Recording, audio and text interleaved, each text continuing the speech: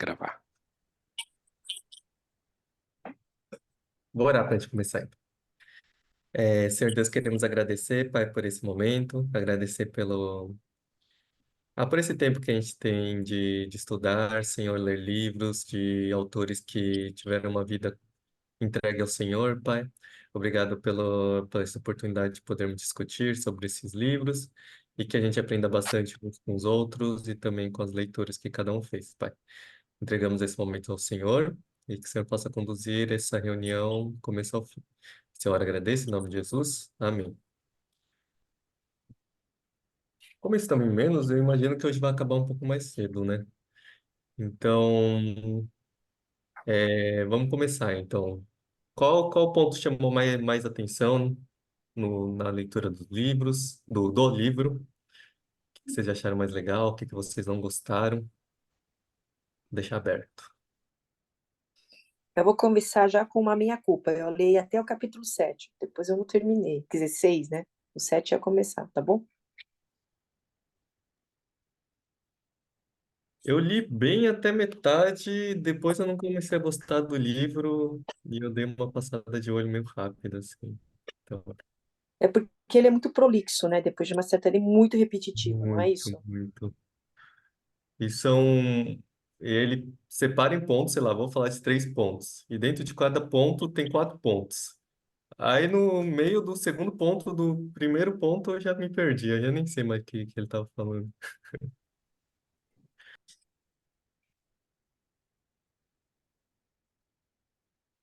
Bom, então esse é um livro para neófitos. Eu acho que, de novo, por isso que também é chato para a gente tentar ler, porque é um livro para bem para quem está iniciando a fé. E ele tem uma coisa muito legal que ele tenta fazer conceitos teológicos dentro do livro dele. Então, se você for perceber, ele vai colocar sobre o que é justificação, o que é regeneração, o que é renovação. Então, eu acho que esses conceitos teológicos ele coloca muito bem. Então, para quem é completamente novo na fé, acho que o livro é até interessante, porque é como ensinar uma criança com várias repetições. Foi o que eu senti também. É um livro bem, assim, para neófito, introdutório. Então, por isso talvez não tenha dado tanta vontade de ler. É, Eu não hum. tive essa impressão. Não sei se. É que eu tinha lido anteriormente, eu já li O Morte da Razão, né? E ele tem um jeito de argumentar bem para universitário, eu acho. Então ele sempre vai trazer essa questão da intelectualidade, da razão e vamos dizer, das justificativas do cristianismo frente à intelectualidade, vamos dizer.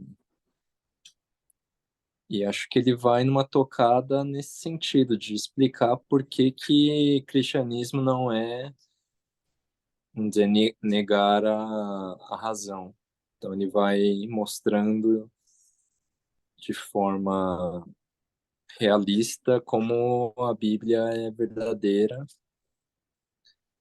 e, e não precisa de, de ser só um instrumento, sei lá, emocional, psicológico, místico, né? Eu Isso é acho que é bem legal, eu concordo. bem voltado para esse público, né, de universitários, eu acho, que é onde ele estava, né? O Labri que ele fez na Suíça, né, foi mais ou menos nesse contexto. As pessoas iam, discutiam, e é por isso que eu acho que ele é uma pessoa que ele argumenta, contra-argumenta, ele é muito... Nesse livro, eu acho que é um diário dele. Não é bem um livro tão teológico, ele coloca várias coisas pessoais, coloca várias ilustrações. Então, eu acho que, como argumento, mas de qualquer forma, Gil, eu acho que é para um público mais neófito, apesar disso. O público, apesar de ser o público mais, vamos dizer, universitário, concordo com você, em gênero, número, grau, não é para pessoas qualquer, ele ainda é um livro para justificar e para argumentar. Sim, sim. Eu só digo que não é um livro besta, assim. Não é tão simples, eu acho, pelo menos. Eu não discuto o Francis Schaeffer, estou falando que ele é ótimo, pelo amor de Deus, tá? É isso que eu quero dizer. Mas acho que, assim, para a gente, às vezes fica uma coisa meio monótona, porque são conceitos muito enraizados para a gente, né? Uhum. É outra coisa que eu acho que a gente precisa se preparar é que, às vezes, no Clube do Livro, começa a ficar discutindo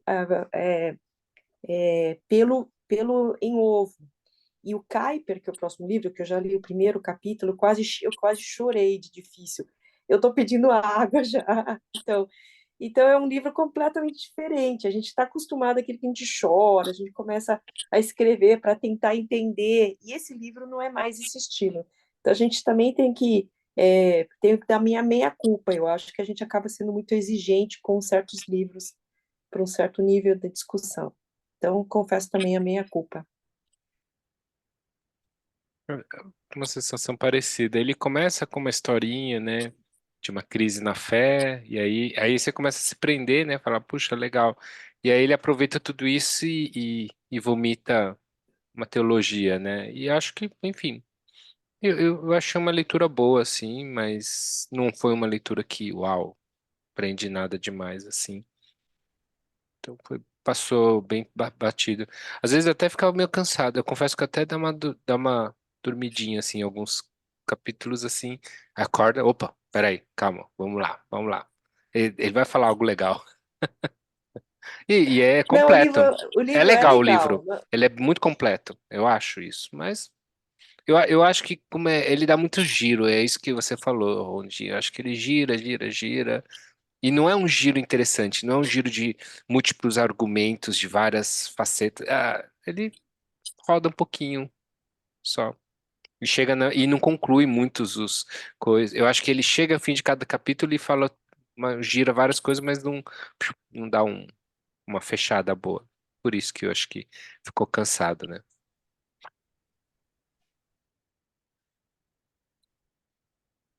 Foi o que eu senti também. Acho que ele tentou falar, ele tentou ser muito completo, e tentando ser muito completo, eu me perdia na leitura. Tem uns livros de espiritualidade que eu acho, eles são mais focados, que eu acho mais legais. Do Henry Nouwen, por exemplo, nossa, é muito bom É mesmo. muito, é muito bonito o dele, do retorno do filho pródigo que ele escreve, né? Lembra? Que tem uns livros clássicos dele, né? Que ele faz toda uma reflexão sobre o livro do filho pródigo, que os Mar Ludovico usa muito nos cursos dele. Mas nós temos o próprio Ricardo Barbosa no Brasil, que Muito são bom livros também. profundos, né? Mas eu acho que o Fábio quis nos trazer aqui é um pouco de teologia, mostrando, na verdade, os conceitos teológicos muito firmes, muito interessantes. E eu acho que o Francis Schaeffer, nesse livro, ele não é um livro de teologia acostumado que ele escreve. Ele tentou ser mais intimista com pensamentos. E é por isso que eu acho que ficou uma coisa mais concha de retalho.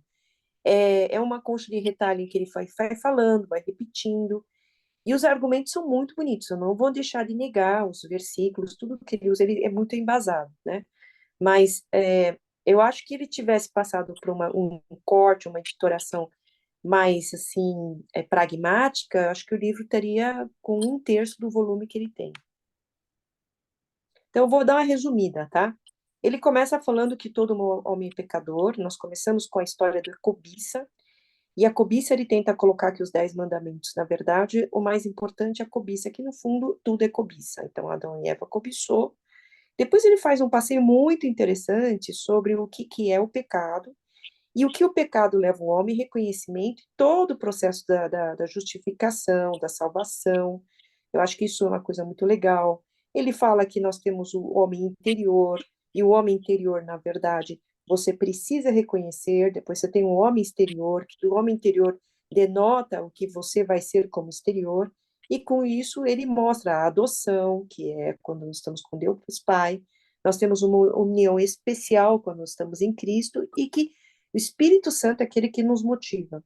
E aí ele tem um capítulo que eu acho que também é interessante, que ele mostra que o cristianismo é o que ele fala muito, a santificação, um processo contínuo e presente, enquanto a justificação é algo passado e que, na verdade, as ambas as fés, uma lida com o passado, que você tem a fé em que Cristo Jesus, ele de fato te salvou, e o futuro é a santificação contínua e que ela é inacessível enquanto a gente não chega até o corpo glorificado de Cristo.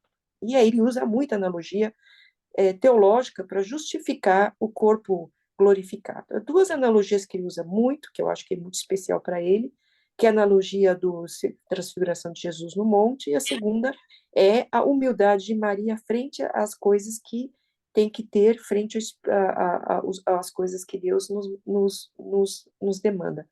E eu acho que, no fundo, ele tenta mostrar que a verdadeira espiritualidade, ela depende da união com a Trindade. Bom, eu acho que com isso a gente deu um resumo do livro.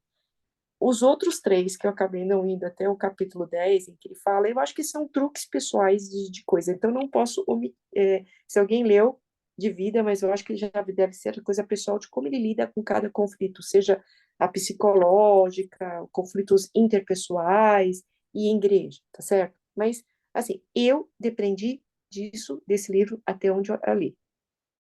Agora, se alguém quiser complementar alguma coisa.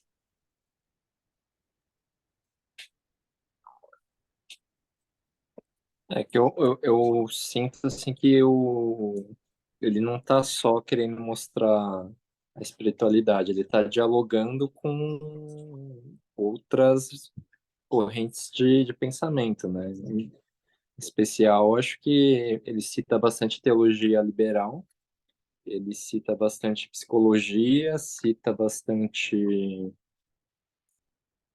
naturalismo, cita bastante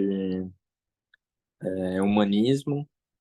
Então, essas tendências, né, que a gente tem e que nos levam para longe da verdadeira espiritualidade. Acho que com isso que ele vai tecendo, né, os argumentos dele para falar do evangelho, falar da morte, ressurreição, enfim. Mas ele vai dialogando com esse tipo de oposição, né, que é o que a gente encontra hoje em dia. Então, acho que nesse sentido, para mim, é bem legal o livro, porque na verdade é um livro bem de humanas, assim, vamos dizer. Né? Ele não vai falar muito profundamente de teologia, mas ele vai falar da relação desses conceitos com outros conceitos humanos, vamos dizer. Então, sei lá, para mim é interessante por causa disso. Não sei se vocês pegaram esses. É que ele fala bastante de psicologia, né? Eu até mandei pro Ito, que o Ito tá fazendo psicologia, né? Mas ele fala lá no final do livro, uma parte sobre psicologia que é muito genial, assim, É quando ele fala sobre os conflitos internos, né? Acho que ele fala, é o capítulo 7, aquela que eu acabei não lendo. Mas eu não, acho essa não, parte, é no ele final fala do assim, livro. é o página 149, ele fala assim, é, isso é tentar encontrar um ponto de integração que não é suficiente em si, qualquer outro ponto de integração que não seja Deus levará ao mesmo fim, não só um truque teológico psicológico, é o que eu sou.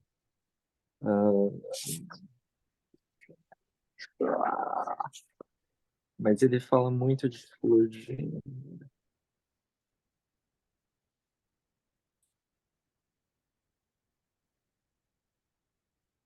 É porque como eu fiz terapia uns bons anos aí, para mim fez muito sentido, porque ele fala que quando você está numa terapia, o fim do psicólogo, né, o ponto de chegada é o próprio ser humano.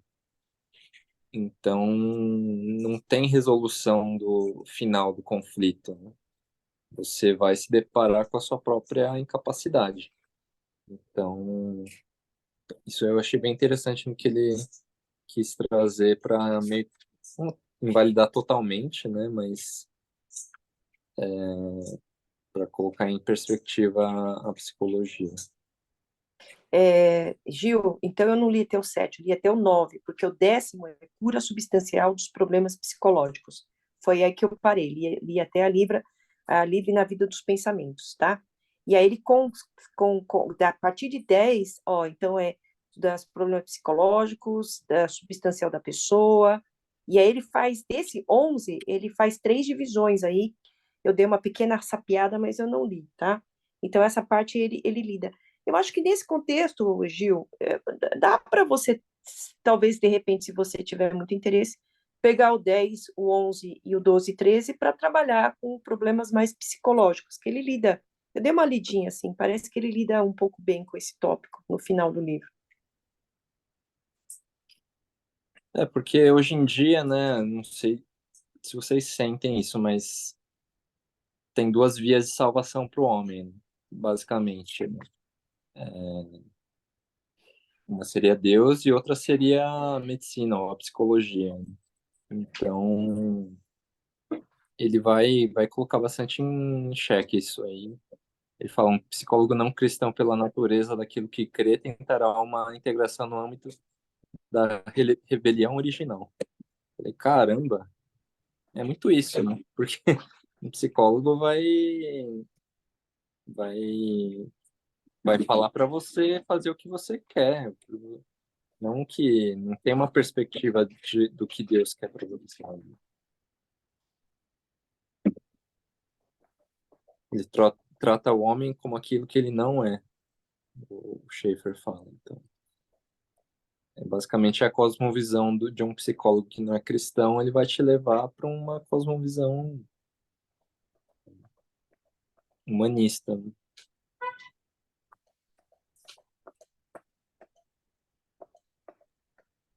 Por isso que, não sei, talvez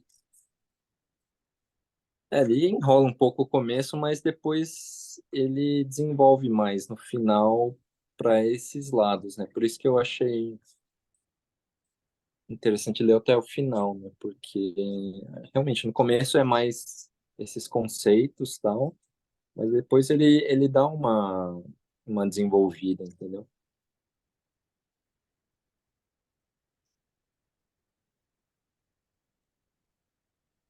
Eu tava vendo quem vai dar aula vai ser o Tauê e você, né, Gil? Então, e tá numa ordem É. boa, né? De Mas, novo? não, mas Ah, vai não. demorar Chega, um mês vai. também. Reveza aí Bom, alguém eu comigo. posso falar dessas partes mais cabeludas e o Tauí falar Eu começo. Mas do é básico. dia 17 do 3 de março.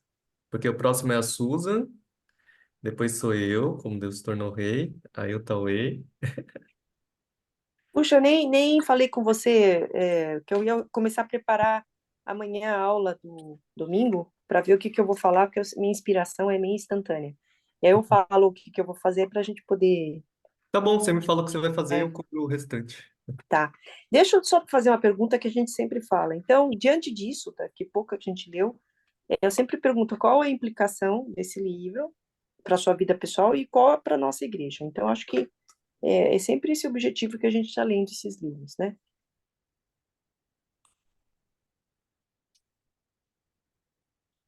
Acho que ele desenvolve desde o começo a ideia de que o sobrenatural ele não é místico, ele é real e objetivo. Então a gente não precisa confundir o cristianismo, né, com alguma religião mística, né?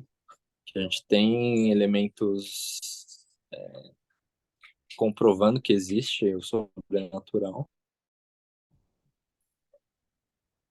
E aí disso ele desenvolve todo o resto, né, de como, tendo essa certeza, a gente não precisa se desvencilhar da ciência, não precisa negar a razão, não precisa recorrer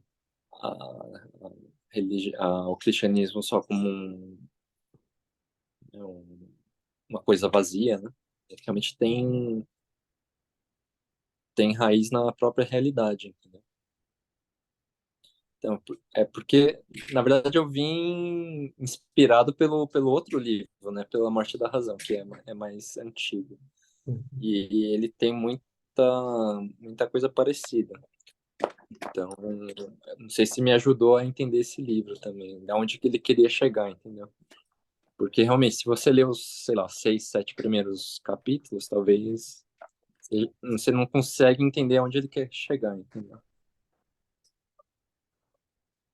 A mensagem é parecida com a Morte da Razão.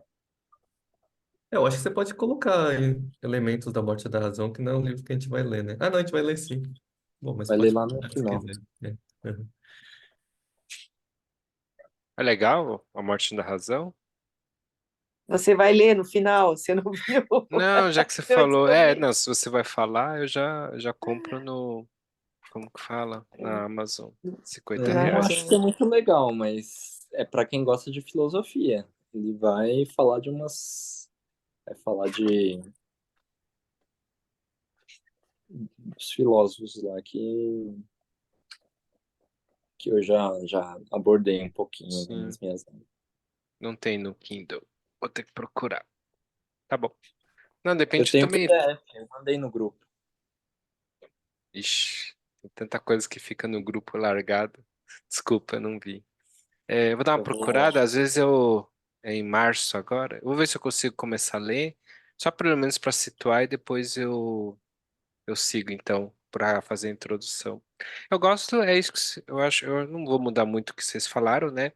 Esses dias me questionaram assim, puxa, né? Será que a teologia que a gente tanto prega resolve os problemas do dia a dia, né? Acho que é esse livro, ele comenta com a gente, né? Então, e a pergunta é, por que a gente ficou tanto tempo estudando teologia, né? Que me fizeram lá no Cubo, por exemplo. Eu falo assim, porque, porque a gente acredita que daí tá as nossas soluções, as nossas respostas, né? E tudo que a gente procurar fora disso são soluções humanas, né? E muito humanas, na verdade. Então, acho que é isso. Acho que a gente está numa fase legal da igreja. Acho que estamos fundamentando nossas bases e daí vamos, em cima disso, procurar a resposta das soluções, né? Não que o psicólogo, que o eu acho. Aí isso aí é uma solução para essa geração ou muito menos que isso. E para a igreja, gente? Então, tem um ponto que ele levanta que eu achei muito legal, que ele fica reforçando da importância de saber. Ele falava mais bonito que isso, né? A importância de você ter certeza que você é pecador, né? E aí só então você corre para Jesus. E ele fica um bom tempo falando sobre isso aí. Eu acho que hoje tem tido uma tendência em falar sobre que nós somos pessoas boas, nós conseguimos, nós somos. Chamam de teologia coach, né? Tá cada vez mais perto isso aí. E esse capítulo em especial, ele é um contraponto a essa teologia aí, né? N- Na perspectiva da igreja, eu acho isso super importante. A gente entender quão pecador nós somos incapazes, insuficientes, e nós precisamos, nesse aspecto, eu acho o calvinismo muito, muito belo, né? É, isso a gente tem que ter certeza. E eu não sei se nossos, por exemplo, adolescentes têm certeza disso, ou sei lá, a nossa igreja tem. Mas é um ponto, eu acho, importante para a igreja.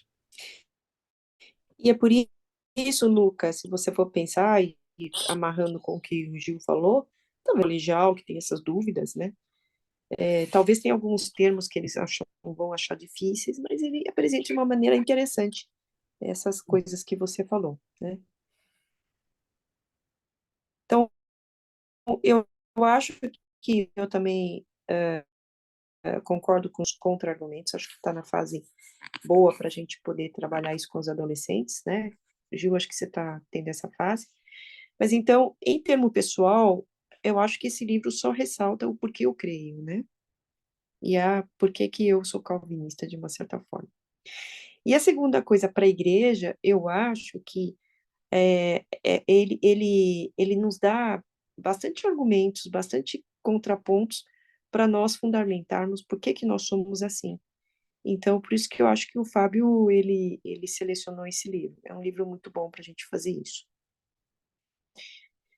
Enganchando, qual que é o próximo livro mesmo? Acho que é o do pastor, né? Como é que fala? Então, esse daí eu tirei do nosso clube do livro, porque senão a gente não ia conseguir bater com o cronograma da pastora, que ela queria terminar no começo do ano que vem, né? Então, E qual que vai também ser o próximo? o próximo vai ser Calvinismo. Do Kuyper Porque mesmo. eu já li esse Arte de Pastorear no seminário. Ele é um livro muito legal, muito gostoso de ler, mas é um livro de boinhas, assim, histórias, assim, e acrescenta bastante, né? Mas se a gente for ter que tirar um, eu acho que tiraria esse, e depois grava um resumo, alguma coisa assim, porque senão as aulas vão passar os livros. Então, nós vamos fazer o Kuyper a próxima. Tem que avisar todo mundo, tá? Então, Tá tá. O bom. Kuyper não tem no Kindle e o Kuyper não tem. E o Kuyper não tem no que eu compro geralmente no iPad, como é que fala? O iBook. Então, tem que comprar o físico mesmo.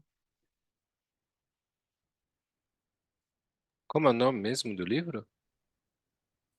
É o Qual dele? Calvinismo? É o que Calvinismo. você tem aí. É esse Esse. mesmo. Esse- É esse É, mesmo. Esse tá é. no Kindle. Tem? Ah, não sei, não sabia. Eu comprei para você um, tá? Você tem um volume desse livro, tá? Era mais fácil comprar dois com o mesmo frete, então eu comprei dois. Ah, eu quero, É, então. Eu não comprei ainda.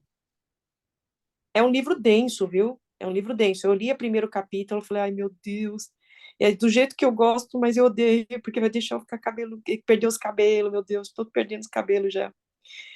Ô, ô Lucas, e que dia que a gente vai fazer? Final de última semana de março? É pro carnaval, né? Não, é Páscoa, né? Não é bom, não. Deixa eu ver. Ah, é melhor mais uma semana do que menos uma, né? Uhum. Então, dia 1 de abril?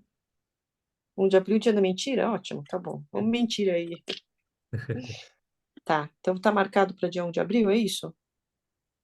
Aham. Tá bom, Clube do Livro, marcado. Tá Eu acho joia. que desse livro que a gente lê, A Verdadeira Espiritualidade, o maior desafio vai ser como é que vocês vão dividir essas aulas aí. Uhum, Mas acho que o Gil deu uma boa ideia, pegar os capítulos finais, partes mais cabeludas, e o Tauê pegar a parte inicial. uhum. E a dificuldade vai ser não ser muito, muito, muito fácil, sei lá, não sei também. Ou muito denso e aí se perder, né? Ou É muita esse medo. informação. É, isso é difícil, porque você vai querer dar essa aula em 10 aulas. É, Ou não, né? Só para falar para vocês, que esse é um spoiler, né, porque eu só falei na liderança, né? Mas eu acho que ano que vem nós vamos mudar completamente o formato Gil, que a gente vai dar essas aulas. Então, eu quero fazer mais interativo. E eu conversei já com o Daniel Ye, então eu acho que a gente vai mudar um pouco os formatos, mas isso para ano que vem. Esse ano a gente ainda mantém um pouco essa coisa de Então, público e até professor. perguntei pro Honda, mas não sei se a gente podia assinar. Tem um aplicativo que chama Kahoot, que é de quiz. Aí você pode fazer um quiz com várias pessoas respondendo em cada um no seu celular. Aí tem pontuação, tal. É bem legal, bem interativo. Mas não vai ser nem isso que estamos pensando. Não existe almoço de graça, né? Arrastei o Daniel e falei, vamos almoçar. Aí nós fomos para um lugar bem legal. Falei, agora eu tô pagando, você vai ser meu escravo. Brincadeira, brincadeira, está gravado. Não, brincadeira, não. Ele é muito fofinho. Ele vai. Foi um almoço muito gostoso. Ele conversou muito sobre a educação do futuro e ele é especialista em estrategista em fazer essas mudanças. Então, a próxima reunião que eu tiver com o Daniel, eu vou convidar o meu sucessor, entre aspas, o Lucas Honda, para a gente participar juntos. E a gente conversou muito, foi muito legal. Acho que vai mudar um pouco o formato. Podemos manter o Clube do Livro num contexto de a gente ter essa coisa mais intelectual para nós mesmos, tá certo? Para os professores terem um pouco mais vamos dizer, material, cognitivo. Mas a forma como dá, eu quero ver se o Daniel nos ajuda a mudar o formato. Então vai ser um Ah, vai pouco ser mais legal, moderno. hein? Vai ser Uhum. muito legal. Ele conversou muita coisa sobre como é que é a educação moderna. E aí eu falei, gente, mas eu não tenho recurso. Aí ele falou, mas eu tenho recurso e eu sou estrategista. Eu falei, graças a Deus, esse almoço valeu. Então vai ser legal. O Gil tem uma aula, teve uma discussão em grupo que foi muito legal, Gil, que você fez, você tá falando, eu não sei, eu lembro que a discussão era, pega uma área, eu lembro que meu grupo pegou trabalho e era estudar criação, queda e redenção a partir do trabalho, trabalho a partir dessas áreas. E rolou uma discussão muito legal e, sim, foi muito frutífero mesmo. Eu acho que essa vai ser bem legal, essas mudanças aí. Não tem como, tem que fazer isso, senão o pessoal fica entediado. Tô tentando, né, fazer sempre nas minhas aulas.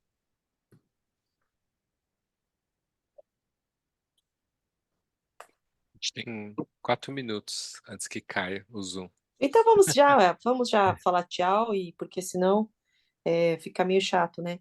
Gente, foi um prazer. Até a próxima. Dia 1º, é isso? Primeiro, Dia então, eu 1º. posto lá Tá no bom, grupo. tá. Acho que Valeu, podemos gente. só terminar com uma bênção. Manda bala. Manda bala, eu vou mandar pro Gil. Gil, Tá a bom, bala tá, obrigado. tá em você. Tá bom, bora. Senhor Deus, obrigado